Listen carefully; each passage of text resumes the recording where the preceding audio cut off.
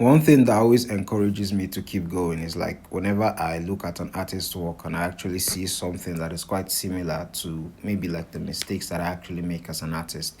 So, an example of that is this guy I've just been looking at for the past 30 minutes. I've been looking at his work, and there's something I see, and it's a problem I usually have a lot whenever I draw, is uneven jaws. I don't know if you can see it. In fact, I don't know if you can see it. Like if you look at the jawline, it's uneven, and and to be fair, as much as that's a mistake in terms of like it's not symmetrical, that is actually how human beings look. Like human beings don't have, not all human beings at least have symmetrical facial features. Like if you look at a person's jawline, like it's not always the same.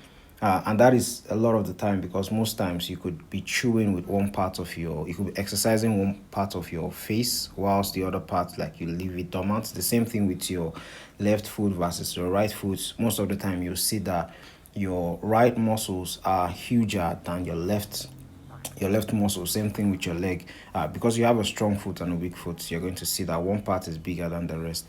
And that is the same thing I see. Like whenever I see it with top artists like this guy, it's not necessarily a mistake. A lot of the times it's intentional. But most of the time, you actually you want the face to look symmetrical. You want it to look in order. And that is one problem I usually used to have. Like yesterday when I was drawing, no, a few days ago, I mean, when I was doing a Jim Lee study and actually trying to copy his art style. If you look at the face, for instance, of this character that I drew, is my own character, but I was referencing Jim Lee's art. The head, what I've decided to do, the head I usually not like in order.